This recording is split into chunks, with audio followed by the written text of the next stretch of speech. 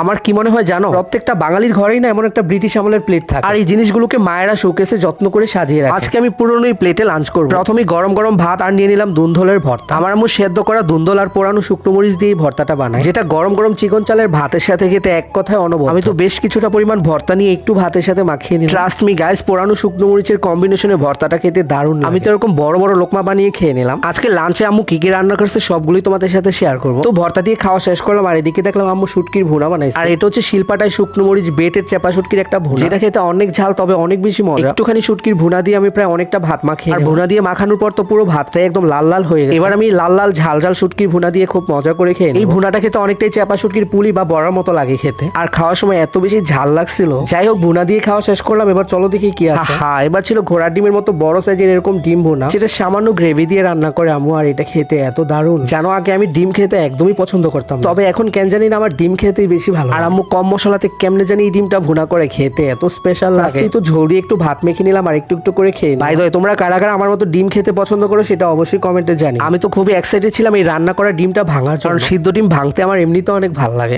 এবার একটু একটু করে ডিম ভেঙে আমি ভাতের মধ্যে নিয়ে খেয়ে নিই। খাবার ফাঁকে আবার ডিমে বাইট নিতেও তো খুবই ভালো লাগছে। ইদানিং আমি খেয়াল করে দেখছি তোমাদের প্রত্যেকের একটা কমন কোশ্চেন থাকে, তোমার কোন খাবারটা খেতে ভালো লাগে না সেটা একটু বলবা। আচ্ছা, আমি যে খাবারগুলো ভিডিও করে তোমাদের সাথে শেয়ার করি তার মধ্যে একটা খাবারও কি ভালো না লাগার মতো তোমরাই বলো। আর এমন দারুণ দারুণ খাবারগুলোকে আমি কি করে অসম্মান করি বলো। এই দেখো না, আজকে আবার আম্মু দেশি মোরগের ঝোল রান্না করে পছন্দের লেগ পিসটা নিয়ে নিলাম, সাথে নিয়ে নিলাম আরো এক পিস। মোরগ আমাদের বাসায় ঝাল করে রান্না করে, তাই একটু ঝোলও নিয়ে নিলাম। প্রথমে আবারও মুরগির ঝোল দিয়ে ভাতগুলোকে মাখিয়ে, খাবারগুলো যেহেতু একটু বেশি মজা তাই একটু ভাতও নিয়ে নিয়েছিলাম। আর মুরগির মাংসের গ্রেভিটা এত সুন্দর লাগছিল দেখতে, টেস্টের কথা না হয় বাদই দিলাম, এখন এডিট করতে গিয়ে অলমোস্ট আমার মুখে পানি চলে আসছে। ফার্স্টেই তো একটু ঝোল দিয়ে ভাত মেখে খেয়ে নিই, আর এইভাবে রানের মাংস খুলে খেতে আমার যে কি মজা লাগে। গাইস, তোমরা কারা কারা আমার মতো মোরগের রান খেতে পছন্দ করো হাত। আমি তো একটু একটু করে মাংস খুলে ভাতের সাথে ঝোলের সাথে মিক্সড করে খুব মজা করে খাচ্ছিলাম। আর আমার কাছে দেশি মুরগি ভালো লাগার একটাই কারণ, সেটা হচ্ছে মাংসগুলো খেতে অনেক শক্ত, আর শক্ত হাড্ডিগুলো চিবাতে তো আমার খুবই ভালো লাগে। তাছাড়া দেশি মুরগে এমনিতেও মাংস কম, হাড্ডি বেশি। আর দেখো না, এই হাড্ডি থেকে মাংস খুলতে তো আমার জীবনটাই বেরিয়ে যাচ্ছে, এত পরিমাণ শক্ত মাংস অনেকটা যুদ্ধ করে খুলছে। তো যাই হোক, দেশি মুরগ দিয়ে আমি খুব মজা করে ভাত খেয়ে নিলাম। সর্বশেষ আমার প্লেটে এইটুকুনি ভাতই ছিল।